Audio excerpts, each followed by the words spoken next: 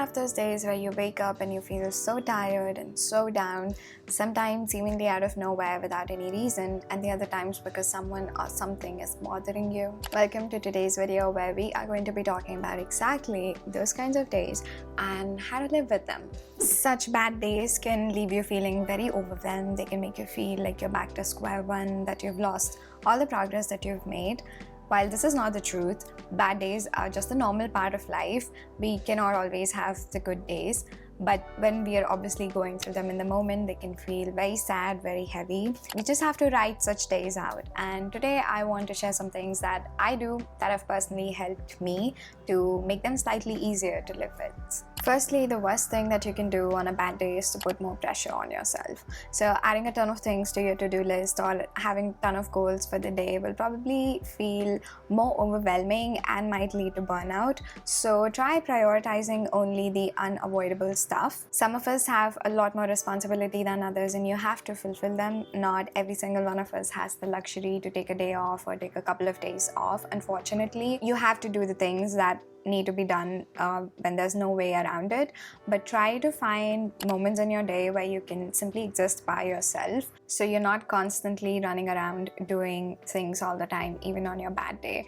And doing this will help you recover faster, because if you just give yourself those few minutes or a day or a few days to recover, then there are high chances that this energy will not continue into the next day or the next week. Also, try and find time for relaxation on such days. So maybe indulging in self-care activities if you can, like going to a spa, getting a massage, or even things that you can do in the house, like maybe lighting up candles or taking a bath or warm showers. Exercising is another one of those examples where you move your body, you concentrate on your body, and your mind automatically feels better because it releases the feel-good hormones. Also, reading a book or watching a comfort movie, listening to your favorite artist, or just any activity or hobby that brings you joy. Creative pursuits are also amazing for the bad days. Gardening or cooking, coloring, or going to pottery classes, or just anything. You're doing something for the fun of it, where you're not thinking too much about it. It's more about feeling good. Those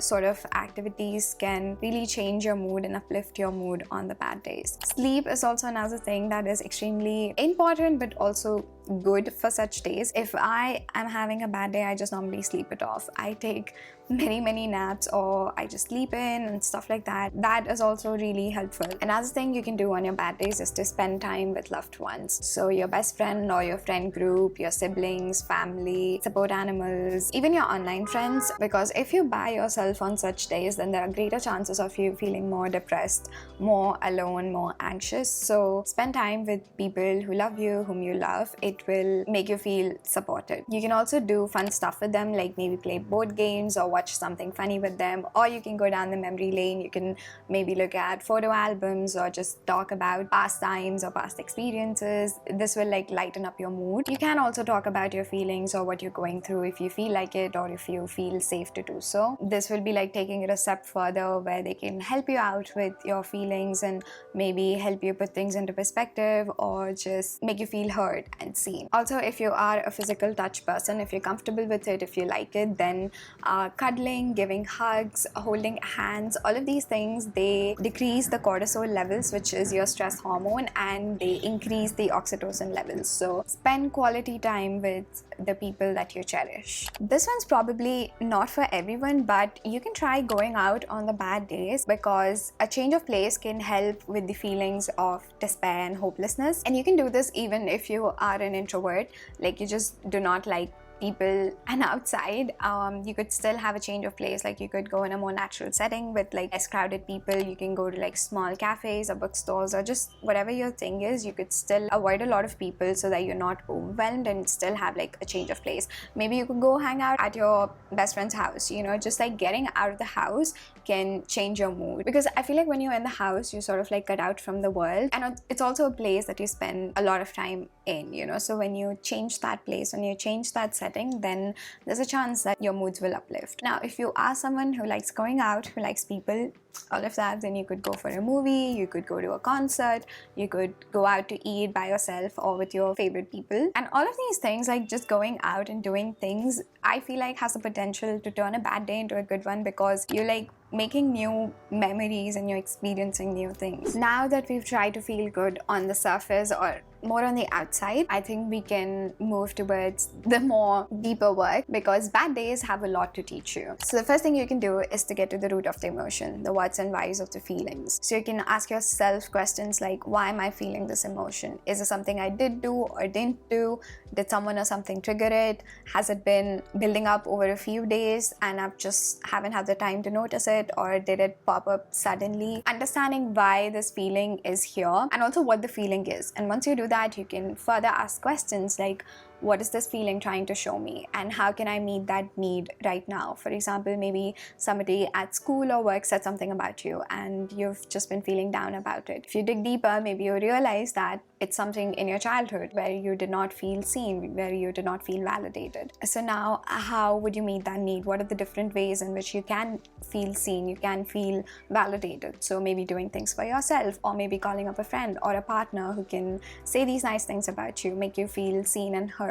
Getting to the root of the emotion and also knowing why you're feeling a certain way, or if there have been patterns surrounding it, if you felt similarly before, will take away the confusion. And this just helps a lot with the intensity of these feelings, because when you know what you're up against, then you just deal with it more effectively. If you've understood your feelings better, you've understood how you can meet your own needs, you can start countering your mind. Our ego mind is full of crap. It just cooks up the most random, untrue, disgusting lies, and you just have to prove it wrong. And this can especially spike up when you're having a bad day, because you might feel unloved, you might feel unworthy, you might feel stuck, or just life doesn't work out for you. Whatever the reason is and whatever your brain is trying to tell you, find proofs to prove it wrong and say them out loud to yourself. For example, if you feel like you're not skilled enough at what you do, literally just say out loud the times when you achieved a goal that you did not think was possible, or you leveled up in some way. You're basically telling your brain to think differently by giving it facts, by giving it situations and experiences where the literal opposite of what it's trying to convince you has happened. And that's how you have a chance to change the narratives that you hold about yourself. You can also take it a step forward by holding gratitude for all these positive experiences and all these nice people in your life. As I keep saying,